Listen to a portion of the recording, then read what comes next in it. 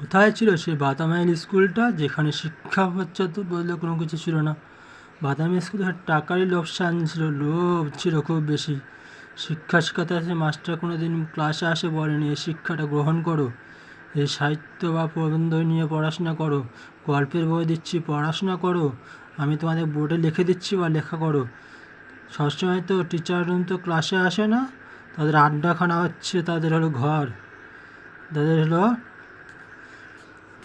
Teacher room থেকে head sir তো বাড়ায় না, হেড স্যার থেকে অ্যাসিস্ট্যান্টও বাড়ায় না। তাদের গল্প কী হলো? বাদামি স্কুলটা থেকে লোকসান হলো না আগে? পড়াশোনার দুনিয়া তো হলোই না, কোনো খেলাধুলা কি কোনো দিক দিয়ে আলো তো হলো না কোনো দিন। আমাদের তো সময় তো ওরকম ছিল, কিন্তু তারা টিচার রুম থেকে টিচার বেরোতো না, যায় নিজেকে ডেকে নিয়ে আসতে হতো, বা আমাদের যখন ছুটি রাখতো ছুটি দিত না, তখন কি আমাদের অভয় স্যারকে বলতে লাগতো, স্যার এবার চিঠি লিখবো কি? তাদেরকে চিঠি লিখতে হতো।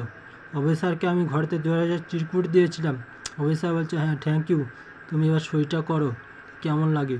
অভয় স্যার কালীবাবুকে অনেকবার দিয়েছিলাম, কিন্তু কালীবাবু এটা প্রত্যাখ্যান করে, হ্যাঁ তুমি পালিয়ে যেতে পারো বা এমনি আসাই চুপচুপ করে যেতে পারো, কিন্তু ক্লাস কোথায়? সেই সময় তো ক্লাসে তো একটাও কেউ প্রজেক্টের কাজ শিখে দিত না, প্রজেক্টের কাজ নিজেকে বাড়িতে করতে হতো। স্যার যদি বলতো এভাবে ছবি এঁকে বা এভাবে তৈরি করতে হতো জিনিসটা, তারা তো কেউ শেখাতো না। তারা কোথায় গেল এখনকার দিনে স্যার বা মাস্টার এগুলো? তারা আগেকার টাকা লোভসা রেখে স্কুলে পড়াতে আসতো, তারা তো নিজেকেও শেখাতো না, টাকা লোভেই কিন্তু পড়াতে আসতো, কিন্তু তারা স্টুডেন্টকে কোনো দিন ভালো শিক্ষা বা কোনো দিন তাদের স্টুডেন্টরা কোথায় টাকা পাবে বা কী হবে, তারা কীভাবে জিনিস তৈরি করবে, তারা কি শেখাতো? স্টুডেন্টদেরকে টাকা চুরি করে নিয়ে তাদেরকে বলে জিনিস কিনতে রাখতো, বা পকেট থেকে টাকা মেরে তারপরে জিনিস কিনে বাড়িতে তৈরি করে সেলাই টিলাই থার্মোকল কলকা এবং ছোটোবেলায় বিভিন্ন পুতুল টুতুল খেলা টেলা এবং অনেক কিছু জিনিস আসবার কিনতে লাগতো, এবং টিফিন খরচাটাও জোগাতে লাগতো। সে টাকা কোথায় থেকে এসেছে? জীবনে তো আর পাইনি কোনো দিন। বাদামি স্কুলের নামখানা উঠে গেল, কোনোদিন তো একবার তো সাংস্কৃতিক মঞ্চ করেনি, বা সংস্কৃত মঞ্চ কোথায় গেল? আমরা যদি সংস্কৃত মঞ্চ যদি করতো, তাহলে আমরাও উঠে নাটক বা ইয়ে করতাম। নাটক কোথায় গেল? সে সময়কার নাটক বা ইতিহাস কাব্যগ্রন্থ কোথায় গেল? সে সময় তো ছিল না। একবার তো বলতে পারতো তোমাদেরকে আমরা খেলা শেখাচ্ছি খেলো, বা দৌড় শেখাচ্ছি শিখো, বা আমরা নাটক কাহিনী গল্প ইয়ে করছি, গল্প কাহিনী নাটক। প্রাইমারি স্কুলে আমি নাটক কাহিনী ইয়ে করেছিলাম, জীবনে সেদিন দেখতে পেয়েছিলাম। আমি রাস্তা থেকে কী কী দেখতে পাই না দেখতে পাই, তাদেরকে আমি সরাসরি আসি নতুন স্যারকে বলে দিতাম, যারা ক্লাসে আসতো এবং প্রার্থনা প্রিয়া লাইনে তারা বলতো, তারা কি বলতো, তুমি আশেপাশের চিত্র বাড়ি থেকে বেরোনোর টাইমে কী কী দেখতে পেলে, তোমাদের চিত্রগুলো প্রিয়ার লাইনে বলো। কিন্তু প্রাইমারি থেকে যখন হাই স্কুলে ওঠার আগে যখন আমার সার্টিফিকেট কেটে দিল, তখন আমার নাম উল্টা হয়ে গেল, তখন থেকে আমার মাথাটা বিগড়ে গেল। তারা সার্টিফিকেট কেটে দেওয়ার নামে তারা যখন 5 যখন নতুন ক্লাসে ভর্তি হবো, তখন তারা 1000 টাকা চেয়েছিল। সে 1000 টাকা কোথা থেকে পাবো, সে টাকার টেনশনে আমি পড়াশোনা লেখাটা মনোযোগ কমে দেয়, এবং তাদের সাথে বন্ধুটা তো কমে দিয়ে আস্তে আস্তে 3rd ক্লাসের ছেলেদের সাথে মিশতে শুরু করি। কিন্তু টাকা কোথায়? তাদের পকেটে কি টাকা ঢুকালে কি তারা কি রোল নাম্বার আগিয়ে দিতে পারে? সেই সময় কোথায় গেল? তাহলে আমি তবুও মনোযোগ দিয়ে কিছু কিছু ছবি আঁকানোর চেষ্টা করি মেঝেতে বসে।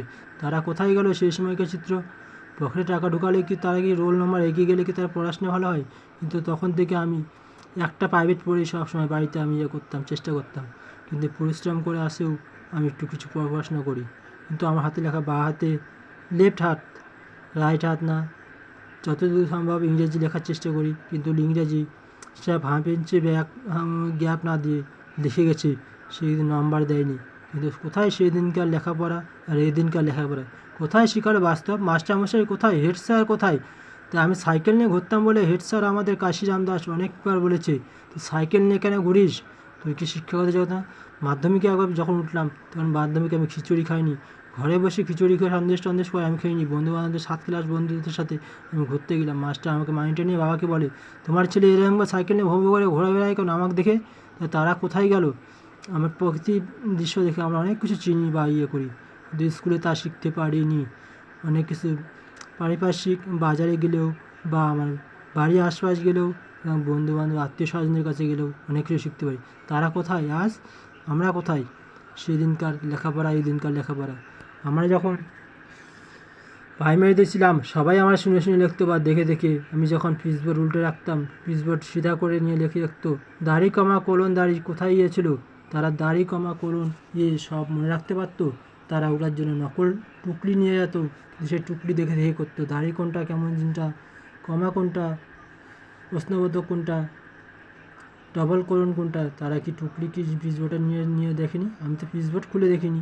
পিচবোর্ডে আমি টুকলিও নিয়ে যাই না বা কোনো কিছু করি না। পিচবোর্ডের ভিতরে ঢুকে রাখলেও আমি দেখি না, কিন্তু আমি শেখাই। আজকে সরলও করতে পারতাম, সরল দেখে রাখতাম, কিন্তু আমার পরিহাসে সে সরলটাও করিনি, কারণ মনে রাখি সে জীবনটা কি যায়।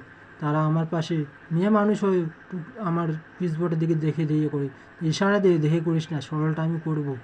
যোগ বিয়োগ গুণ ভাগ করলাম, কিন্তু সরলটাও আমি কিছু ছবি আঁকি, সরলটাও আমার আছে চোখের আয়নায় ভাসে, সে সরলটা এমনভাবে করতে হয়। ফার্স্ট ব্র্যাকেট সেকেন্ড ব্র্যাকেটের আমার করতে হয়। সেকেন্ড ব্র্যাকেট থাকলে প্রথমটা সেকেন্ড ব্র্যাকেট দিল, দ্বিতীয় লাইনটা সেকেন্ড ব্র্যাকেট কাজে যদি ফার্স্ট ব্র্যাকেট হয়ে যায়, সেটা মনে রাখলাম। এই ইতিহাস প্রাইমারি স্কুল থেকে অনেক শিক্ষা শিখেছিলাম, কিন্তু প্রাইমারি স্কুলে আসন ঝাঁটা অনেক কিছু দিয়েছি, ঝাড় ঝাঁটা এবং মাস্টারদের কর্তব্য পরায়ণ, তাদের অনেক কাজ করেছি, চাবি এনে দরজা খুলেছি, তাদেরকে অনেক করেছি। তার পরিবর্তে আমাদের পুরাতন দিদিমণি নীলিমা এবং সবিতা এবং মীরা দিদিমণির কাছে অনেক আমি সন্দেশ চকলেট অনেক কিছু খেয়েছি। তারা হাই স্কুলে কোথায় দিতে পারলো? ভালোবাসাটা দিতে পারলো না। তারা চা খায়, বিস্কুট খায়, কিন্তু হাই স্কুলে তাদেরকে সম্মান দিতে শিখলো না। পিছিয়ে পড়া ছেলেমেয়েদের কীভাবে শেখাবো? তাদের পিছনে সন্ধ্যাবেলা আসে, আমরা কীভাবে স্কুলে শেখাবো বা তাদের হাই স্কুলে কোথায় গেল সেই শিক্ষা? টাকা হলে লোভ লালসায় আড়াই হয়ে যায় বড় মস্তান, তারাই হয়ে যায় সব থেকে বড় তারা কোথায় গেল আজ সে দুনিয়ায় অন্ধকার জগতে? পিছিয়ে পড়া ছেলেমেয়েদের শেখানো না, পিছিয়ে পড়া ছেলেমেয়েদের একটা স্কুল আরবি রবীন্দ্র মিত্র, তারাই হচ্ছে সব থেকে বড়। তারাই সব শিখতে পারলো, রাত জাগে দিন জাগে। তারা একদিনই স্কুল করে সানডে, তারাই সব কিছু প্রজেক্টের এবং সব কিছু জিনিস দিয়ে তারা উন্মুক্ত এবং উপরে তোলে। টাকার জোরে না, একটা অ্যাডমিট রেজিস্ট্রেশন তুলতে গেলে 520 টাকা, ভর্তি হলে 1650 টাকা, সাবজেক্ট পড়ছি 150 টাকা, কিন্তু অঙ্ক ইংলিশের পড়ছি 300 টাকা। তো কোথায় যায় একটা সাবজেক্ট? যখন দরখাস্ত করতে যাই, যদি মনে করো এই স্কুল থেকে অন্য স্কুলে ট্রান্সফার করতে যাই, তখন দরখাস্ত লিখতে হয়, তার ফিস আমাদেরকে দিয়ে দেয়। তুমি ইউনিভার্সিটি ট্রান্সফার হলে সেই দরখাস্ত দিয়ে দিলাম, কিন্তু কিছু হাফ টাকাটা আমরা নিয়ে নিলাম, তোমাকে দিয়ে দিলাম হাফ টাকা, এখন ওদের অন্য স্কুলে ট্রান্সফার করে দিলাম তোমার নামে। থ্যাংক ইউ, ধন্যবাদ।